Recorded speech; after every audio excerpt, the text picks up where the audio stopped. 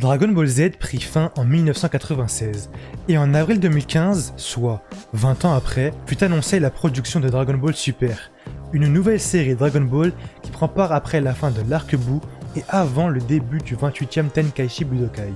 Cependant, même si les fans étaient enthousiastes à l'idée d'une nouvelle suite de leur manga favori, ils seront malheureusement déçus par une histoire vide et des personnages confrontés à un traitement scénaristique accablant.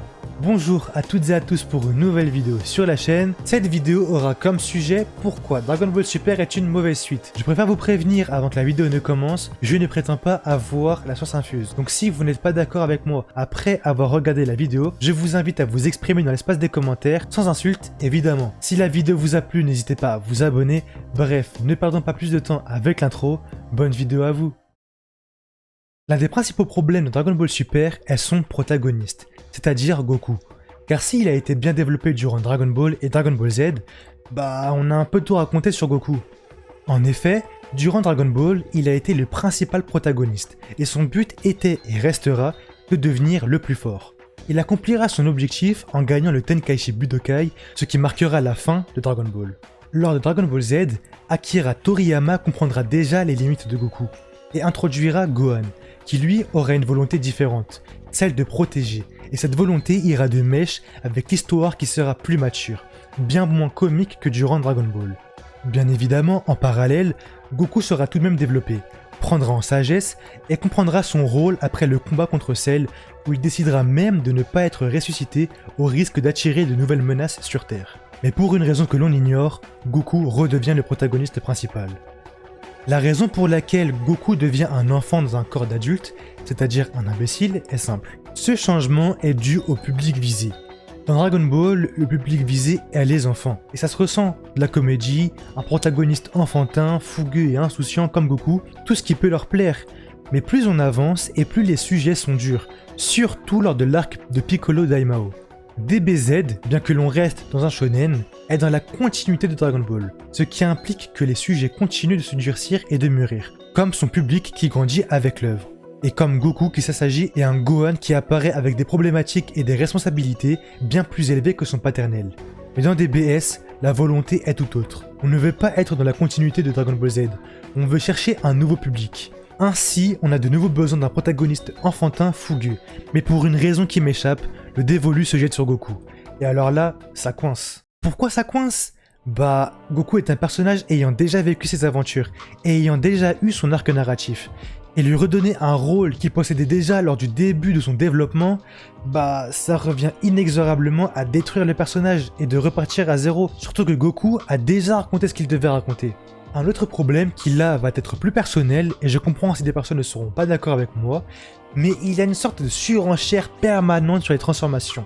Et puis elles n'ont presque plus aucun sens. Enfin, regardez, on a le Super Saiyan God. Celle-là, pourquoi pas ? Elle a une petite histoire intéressante avec Yamoshi, celui qui aurait été le premier Super Saiyan et premier Super Saiyan God. Mais alors le Super Saiyan Blue, c'est quoi ? Et la forme de Trunks, Golden Freezer, Black Freezer. L'Ultra Instinct, j'aime bien l'idée.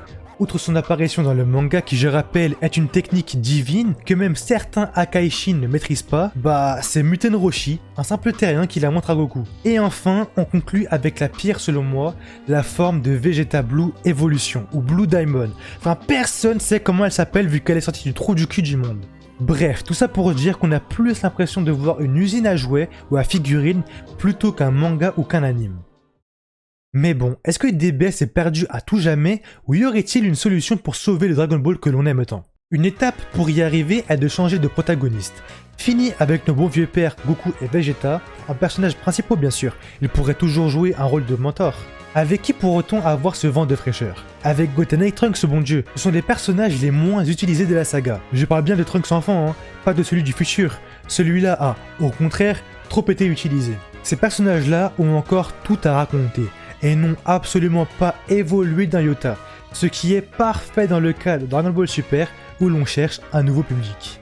Une autre solution serait simplement de ne pas changer de public.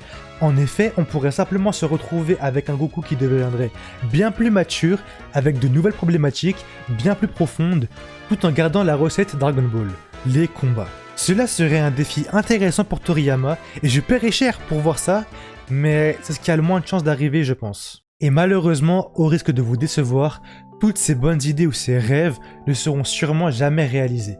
Car comme le dit l'expression, on ne change pas une équipe qui gagne. Ce que je veux dire par là, c'est qu'au vu des chiffres, DBS est loin, mais même très loin d'être un flop. C'est même plutôt un franc succès. Par exemple, durant la première semaine de sa sortie, le tome 21 de DBS a écoulé 58 201 exemplaires, puis 58 730 autres exemplaires la deuxième semaine, faisant de lui le 5e manga le plus vendu au Japon. Pour continuer sur le même sujet, Dragon Ball Super Hero a engrangé 80 millions de dollars à l'international et 20 millions uniquement au Japon, et cela début septembre 2022.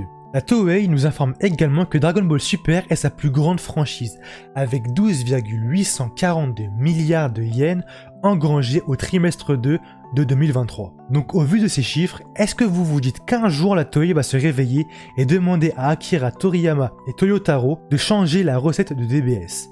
Ah non, ils prennent l'argent et ils s'en foutent.